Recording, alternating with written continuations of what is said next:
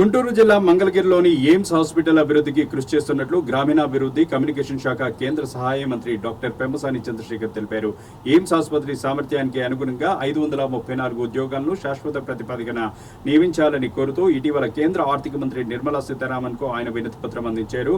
960 పడకల సామర్థ్యంతో నిర్మించిన ఎయిమ్స్ కు శాశ్వత ఉద్యోగులు లేక అనేక ఇబ్బందులు వస్తున్నాయని కేంద్ర ఆర్థిక ఆరోగ్య శాఖ మంత్రులకు విన్నవించగా వారు సానుకూలంగా స్పందించారు. కొత్తగా మంజూరైన పోస్టుల్లో అసోసియేట్ ప్రొఫెసర్లు 10, అసిస్టెంట్ ప్రొఫెసర్లు 40, సీనియర్ రెసిడెంట్స్లు 100, జూనియర్ రెసిడెంట్స్లు 100, డిప్యూటీ నర్సింగ్ సూపరింటెండెంట్లు 3, assistant nursing superintendent 10, nursing officers 100 పోస్టులు మంజూరయ్యాయని పెమ్మసాని ఒక ప్రకటనలో వివరించారు.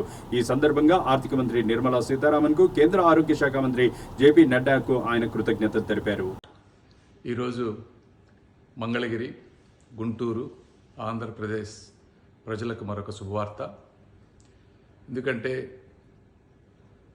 శ్రీ నారా చంద్రబాబు నాయుడు గారు 2014-19 మధ్య ఒక అద్భుతమైనటువంటి ఎయిమ్స్ హాస్పిటల్ని మంగళగిరి ప్రాంతానికి తీసుకొచ్చారు. అయితే 19-24 మధ్య జగన్మోహన్ రెడ్డి గారు ఈ బిల్డింగ్ కన్స్ట్రక్ట్ అయిపోయిన తర్వాత దానికి కావాల్సినటువంటి వాటర్ ఫెసిలిటీస్ని డిలే చేయటం కానీ, అదేవిధంగా ఎనఫ్ ఎలక్ట్రిసిటీ సప్లై చేయకపోవటం కానీ, ఇవన్నీ చేయకపోవటం వల్ల, ఫెసిలిటీస్ని పట్టించుకోకపోవటం వల్ల, స్టాఫ్ని పెంచకపోవటం వల్ల ఎయిమ్స్ అంతగా అభివృద్ధి చెందలేదు. అయితే ఈ కూటమి ప్రభుత్వం వచ్చిన వెంటనే శ్రీ నారా చంద్రబాబు నాయుడు గారు యుద్ధ ప్రాతిపదికన పైప్ లైన్ వేసి వాటర్ తీసుకొచ్చారు. అదేవిధంగా కావాల్సినటువంటి ఎలక్ట్రిక్ ట్రాన్స్ఫార్మర్లు కానీ, ఇంకో ఇన్ఫ్రాస్ట్రక్చర్ కానీ ప్రొవైడ్ చేశారు. అయితే ఫిబ్రవరిలో నేను వెళ్ళి రివ్యూ చేసినప్పుడు అక్కడ ఓన్లీ 60% కెపాసిటీ మాత్రమే హాస్పిటల్ యూటిలైజ్ అవుతుంది. అయితే పేషెంట్ వాల్యూమ్ విపరీతంగా పెరుగుతుంది. దీనికి కారణం సపోర్ట్ స్టాఫ్ కానీ, డాక్టర్స్ కానీ, నర్సెస్ కానీ లేకపోవటం అని వచ్చిన తర్వాత రిక్వైర్మెంట్స్ అన్నీ తీసుకొని నడ్డా గారికి, హెల్త్ మినిస్టర్ గారికి, అదేవిధంగా ఫైనాన్స్ మినిస్టర్, ఎక్స్పెండిచర్ డిపార్ట్మెంట్కి సంబంధించినటువంటి నిర్మలా సీతారామన్ గారికి, అధికారులకి క్లియర్గా డేటాతో ఎక్స్ప్లెయిన్ చేసి పేషెంట్ వాల్యూమ్ ఎంత పెరుగుతుంది, హాస్పిటల్ థియేటర్స్ ఎన్ని అవసరం అవుతున్నాయి, ఇన్ పేషెంట్ బెడ్స్ ఎన్ని అవసరం అవుతున్నాయి, ఇవన్నీ ఎక్స్ప్లెయిన్ చేయటం వల్ల వారు కూడా వెంటనే స్పందించి దీనికి ఈ రోజున మనకి దాదాపుగా 540 పోస్టులు అడిషనల్గా అలొకేట్ చేశారు.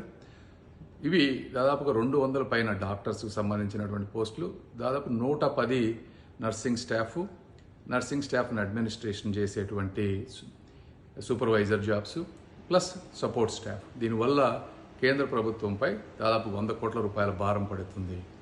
అయితే దీని ఉద్దేశం ఏంటంటే, ఒకసారి ఈ 100 crores అడిషనల్ శాంక్షన్ అయితే ఇవి ఎయిమ్స్ ఉన్నంత వరకు కూడా జీవితాంతం కూడా ఎవ్రీ ఇయర్ రికరింగ్ అయ్యేటువంటి ఎక్స్పెండిచర్.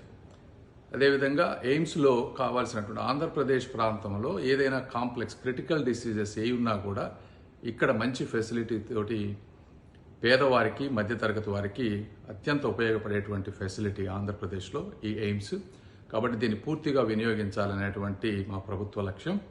ఏదేమైనప్పటికీ ప్రజలు కూడా అర్థం చేసుకోవాలి, జగన్మోహన్ రెడ్డి గారి పరిపాలనకి ఈరోజు ఒక సమర్థవంతమైనటువంటి నాయకత్వం ఉంటే, అదే ఇప్పుడు ఈ విధంగా చూస్తే ఇప్పుడు నారా లోకేష్ గారు 2 CSR బస్సులు తీసుకొచ్చి మంగళగిరి ప్రాంత ప్రజల్ని ఎయిమ్స్కి తీసుకువెళ్లే విధంగా వారు చేయటం కానీ, ఇలా ప్రతి ఒక్కరూ కూడా వారి స్థాయిలో ప్రతి ప్రాంతాన్ని, ప్రతి ఇన్స్టిట్యూషన్ని అభివృద్ధి చేయాలనేటువంటి పట్టుదలతో చేస్తున్నటువంటి కృషిని ప్రజలు కూడా గుర్తించాలని మనస్ఫూర్తిగా కోరుకుంటూ, ఈ అవకాశాన్ని నాకు ఇచ్చినటువంటి చంద్రబాబు నాయుడు గారికి, అదేవిధంగా పవన్ కళ్యాణ్ గారికి, లోకేష్ గారికి, మరొక్కసారి నడ్డా గారికి, నిర్మలా సీతారామన్ గారికి, మా సపోర్ట్ స్టాఫ్కి, అదేవిధంగా మంగళగిరి ఎయిమ్స్లో పనిచేసేటువంటి మంచి డాక్టర్లకు కానీ అందరికీ కూడా, వాళ్ళందరూ ఈ సమస్యలను నా దగ్గరికి తీసుకువచ్చి డేటా ఇచ్చి సమయస్ఫూర్తితో వెంటనే చేసిన వారు అందరికీ కూడా మరొకసారి ధన్యవాదాలు తెలుపుకుంటూ గుంటూరు ప్రజలందరికీ కూడా శుభాకాంక్షలు తెలుపుతున్నాను. Thank you.